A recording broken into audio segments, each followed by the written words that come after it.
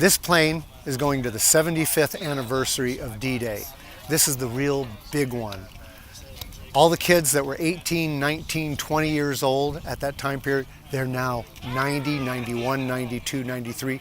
They're dying off at an amazing rate. And we've got to remember this history. This will be the biggest one. So in order to do that, they're flying airplanes, C-47 aircraft, just like this one here, from all over the world are going to show up. There's 19 coming from the United States alone. There's already some in Britain. There's some coming from South Africa, Israel, Indonesia, Malaysia. Any place that there's C-47s, the call has been put out. Right now there's 36 planes that are going to show up and they're going to converge on Duxford. The United States contingents, that's the D-Day squadron, we're going to leave around May 18th. We're going to fly up the east coast of the United States. Well, there's some people from the west coast are going to blanch over. And then we're going to meet in Connecticut. We're going to go and fly around the Statue of Liberty, which is going to be really cool.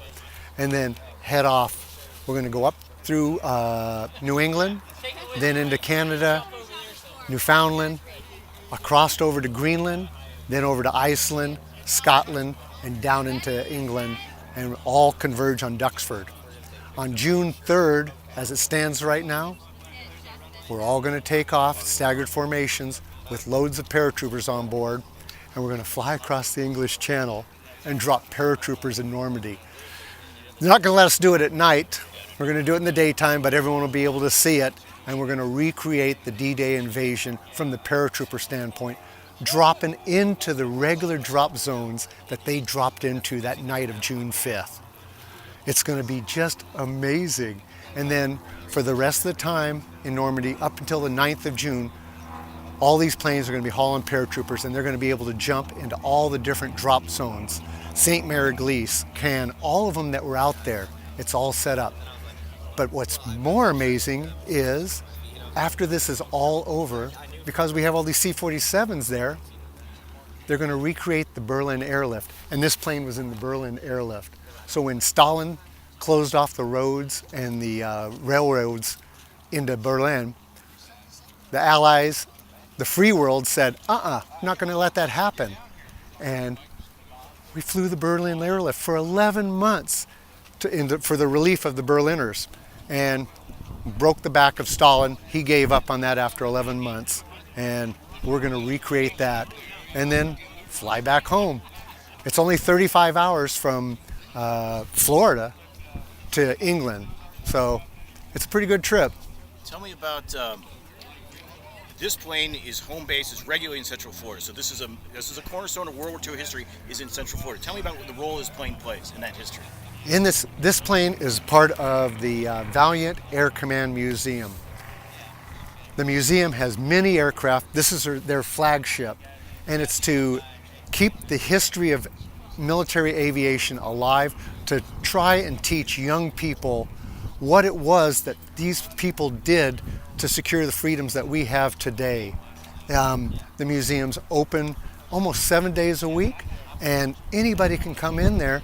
And this is just one of the planes. We take people in the planes, we put kids in the seats, we tell them the history, we try to instill in them the courage and the inspiration that these old timers had that secured all this freedom for us. Why is it important that we keep that message alive for the next generations coming through? Because it's been told, those that forget about history are doomed to repeat it. And we do not want this history to be, a lot of the history to be repeated, but we want the young people today to stand up just like that greatest generation did. And I'm from the baby boomer generation, and we did it too. And everyone's afraid that the new generations are not going to be involved in this. They think that they're being too involved on their iPads, their cell phones, their PlayStations, and not reading enough books, or they don't care about history. History is so important because, like I said, we're doomed to repeat it, if we don't remember what history was. You have a major connection to this plane. What's it going to be like personally for you to cross into French airspace in this plane? I got to tell you, this airplane I know what it did. I know that all the history behind it. I know that that anchor line cable in that airplane is the same one that those boys hooked up on at June 5th. I love flying these airplanes. I can touch that plane and I feel the electricity. It's some kind of man-machine interface, and I just love it. And she takes care of me and I take care of her.